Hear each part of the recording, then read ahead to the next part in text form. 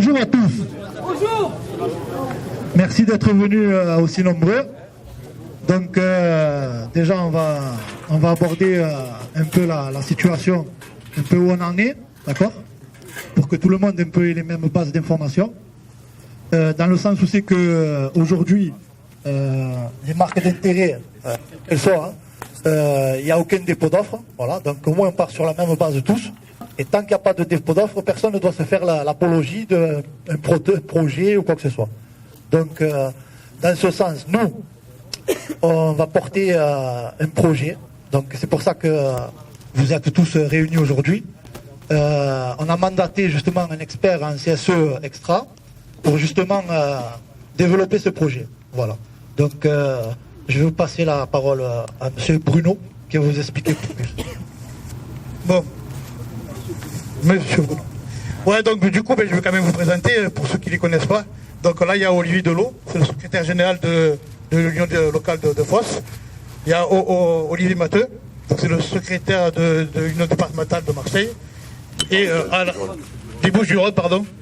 Et Alan, donc c'est notre expert donc, du cabinet Poneos qui commence à travailler sur le sujet donc pour faire une offre de reprise. On fait tout ce qu'on peut, là, on sort d'une petite réunion pour justement faire continuer l'activité, je ne sais pas si ça marche bien, l'activité d'Ascométal, parce qu'on sait quand même que c'est notre entité et notre identité. Maintenant, on fera tout ce qu'on peut pour le sortir. Et voilà, quoi dire de plus, parce que c'est vrai, c'est pas facile de parler comme ça à tout le monde, surtout dans cette situation qui nous travaille beaucoup aussi, comme à vous. Allez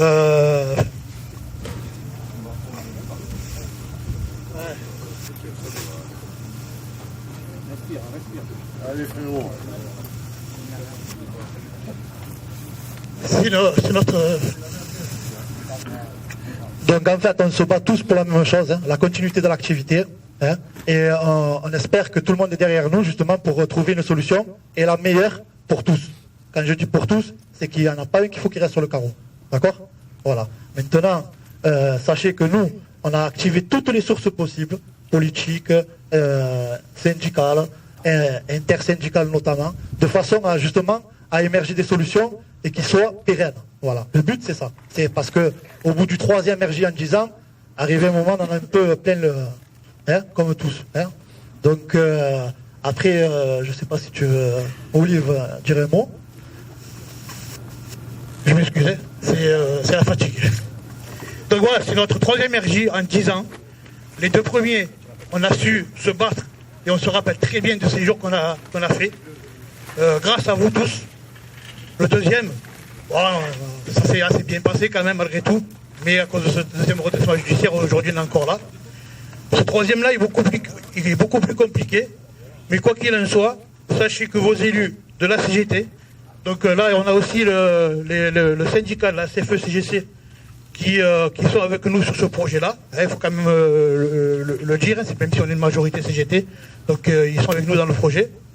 Donc voilà, je vous remercie à tous d'être là aujourd'hui. Et il n'y a qu'un mot à dire, hein, Ascométal vivra. Vous pouvez l'applaudir, hein. Ouais.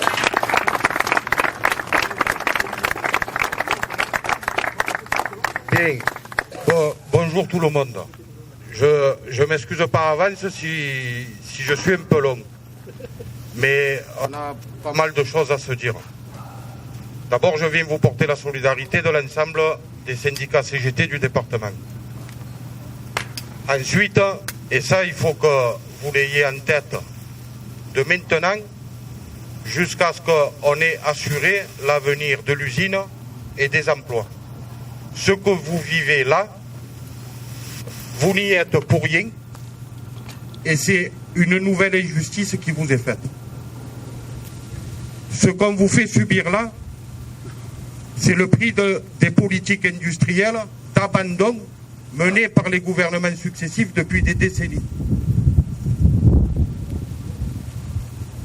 Être incapable d'imposer à des gens à qui on donne des millions, voire des milliards d'euros d'argent public, c'est-à-dire le nôtre, de préserver les outils en état, de préserver les emplois et les savoir-faire.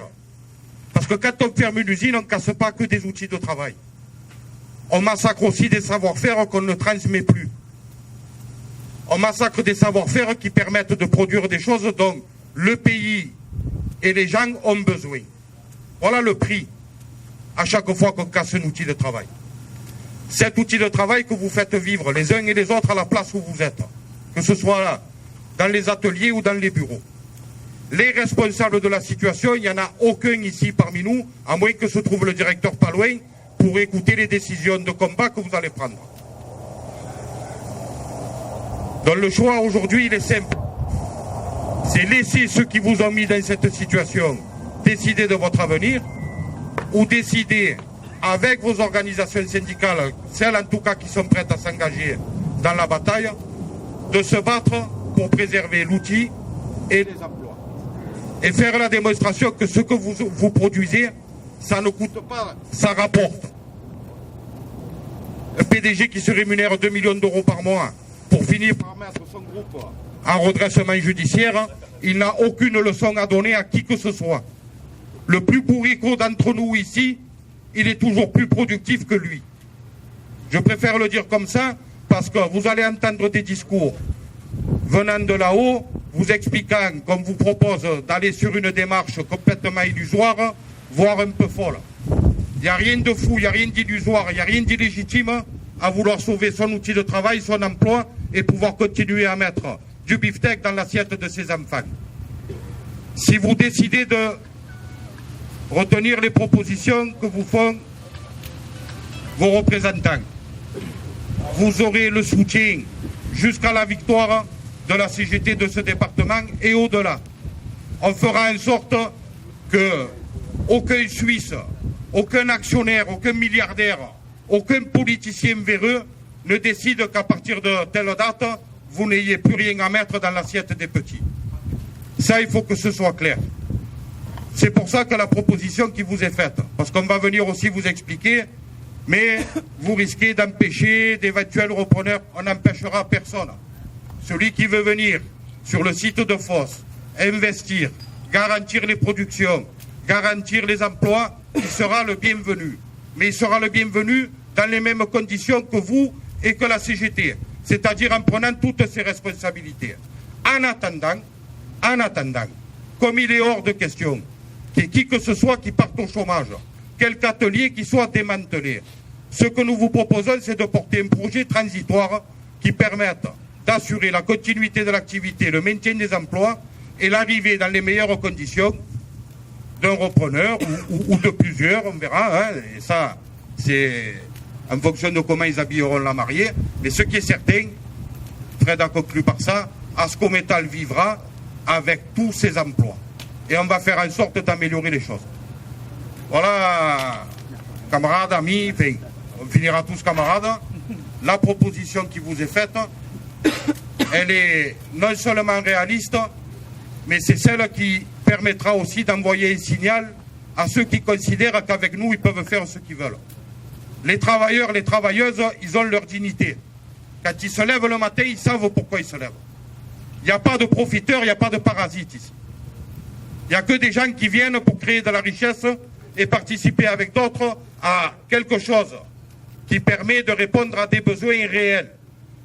À chaque fois qu'on nous a fermé une usine, quel que soit le secteur d'activité, la totalité des productions non réalisées par ces usines-là s'est transformée en importation. Et ensuite, on nous dit qu'il y a des déficits. Ensuite, on se trouve, comme à la période du Covid, où on a les vieux qui s'étouffent parce qu'ils ont chopé le virus, et on n'a pas un seul respirateur fabriqué dans le pays pour les sauver. Voilà les situations qui créent ces gens-là. Donc on ne va pas les laisser faire, et si vous en êtes d'accord, dans quelques temps, on se verra pour fêter la continuité de l'activité et le maintien de tous les emplois. Merci.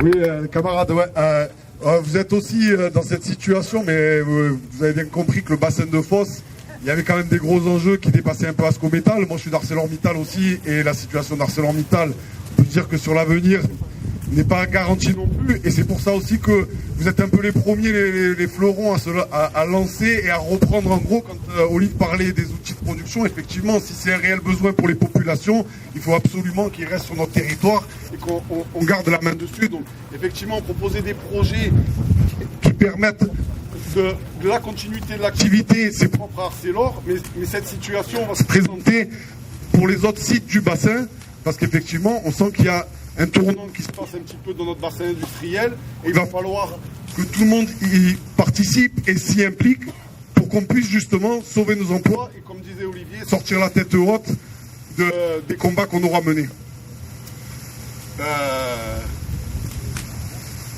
Il y a aussi sur le projet, mine de rien, sur CRJ, la situation un peu urgente parce que le 25 arrive vite.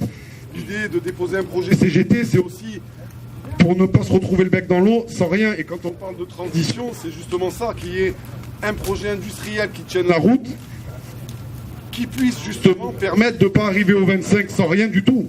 Et c'est pour ça qu'il ne faut pas que vous ayez en tête que ça puisse s'opposer à d'éventuels autres projets de repreneurs et tout ça. Il faut bien avoir ça en tête, que c'est des propositions justement pour pas se retrouver devant le mur.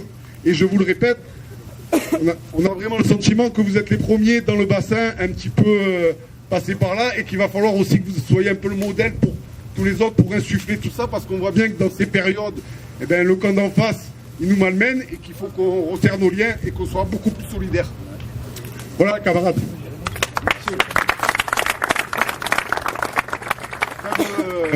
Me faire rappeler aussi que je parlais d'Arcelor, mais vous avez certainement dû entendre dans la presse la situation de Dessau. On a aussi les camarades de Kemwad qui commencent à s'inquiéter parce qu'ils ont des gros gels de budget, des trucs comme ça. Donc on voit bien que ça touche l'industrie et c'est malheureusement les mêmes qui font les mêmes résultats. C'est le groupe Apollo qui détient Kemwad. Et je ne sais pas si vous vous rappelez du groupe Apollo, mais dans le démantèlement, on sait que voilà, ils sont très bons et donc il va falloir y répondre et pas juste être en position d'attente. Voilà, messieurs, dames. Merci. Bon, je ne vais pas répéter ce qui vous a déjà été dit. Je pense que on s'est liés, bien entendu, pour trouver la meilleure solution ensemble pour la continuité de l'activité sur ce site. Il n'est pas question qu'aujourd'hui on puisse imaginer ne serait-ce que une non-reprise. Donc il n'est pas question de ça. On s'est battu en 2014, en 2017. On se battra encore ensemble pour trouver la solution la meilleure possible pour l'avenir. On va même étudier différents projets de reprise, quitte même nous à porter un projet. Donc je pense que tout le reste vous a déjà été dit. Donc battons-nous ensemble jusqu'au bout et on trouvera, je pense, sincèrement la meilleure solution, parce que l'usine le mérite, mais tous les salariés de cette usine le méritent aussi. Merci. Merci.